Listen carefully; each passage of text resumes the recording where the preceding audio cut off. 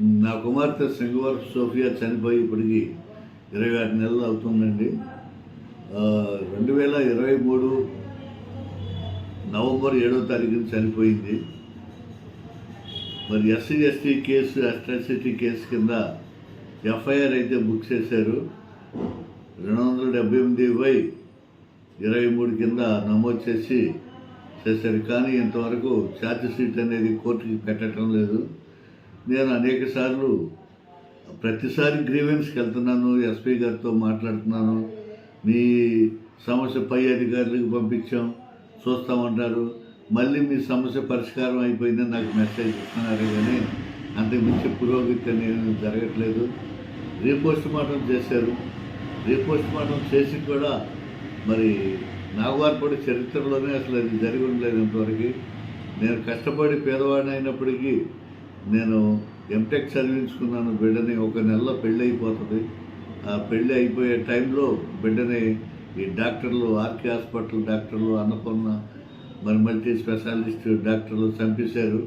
వాళ్ళు వాంటెడ్గా కావాలనే చంపేశారు. ఎందుకంటే వాళ్ళ దగ్గర పనిచేస్తుంది అనేక మరి ఈ సీక్రెట్లో అమ్మాయి దగ్గర ఉండటం వలన అమ్మాయి బ్రతికితే ఇవన్నీ బయటపడతాయి, వాళ్ళకి ఇబ్బంది అనే ఉద్దేశంతోనే మూకముడిగా కలిసి చంపేశారు. దానివల్ల కేవలం వీళ్ళు కోర్టుకి కేసు అనేది పెట్టట్లేదు. ఎవిడెన్స్ ఇచ్చాను, సెల్ ఫోన్లు ఇచ్చాను, ఆ సెల్ ఫోన్లో రికార్డు ఇచ్చాను. ఫోరెన్సిక్ ల్యాబ్కి వెళ్ళి తిరిగి వచ్చేసినాయి. అవి ఇమ్మంటే ఇవ్వట్లేదు. మరి మేము ఆర్థికంగా నేను చాలా పెన్షన్ మీద బ్రతికేవాడిని. గవర్నమెంట్ ఇచ్చేటువంటి ఆ 4,000 పెన్షన్తోనే బ్రతుకుతున్నాను. మరి జబ్బులు, మరి బీపీ, షుగర్ ఇవన్నీ కూడా ఉండి ఆత్మహత్య చేసుకునేటువంటి పరిస్థితుల్లో మేము దిగజారిపోయి ఉన్నాను. మరి ప్రభుత్వం వారు దయచేసి పట్టించుకోండి. మరి నేను schedule caste, SC ST atrocity కేసులు మరి ఇన్ని సంవత్సరాలు జాప్యం చేయటం కానీ, ఎక్స్గ్రేషియా రావటం కానీ ఇలాంటివి కానీ ఏమీ లేవు. మరి ఎక్స్గ్రేషియా కూడా వెంటనే ఇస్తారు. మరి మా కేసులో ఎలాంటి పురోగతి కూడా కనిపించడం లేదు. దయచేసి నాకు సహాయం చేయండి. మరి అభ్యర్థులు ఇప్పుడు 2 ఎస్పీలు మారిపోయారు, డిఎస్పీలు మారిపోయారు.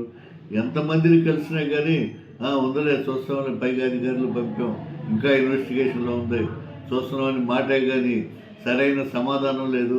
అడుగుతుంటే నీకెందుకు వెళ్ళు, మేము చూసుకుంటున్నాగా అని అంటాం. మరి కేసు పెట్టింది నేనైతే నాకు కాకోకుండా నేను అడుక్కోకుండా ఇంకెవరు అడుగుతారండి?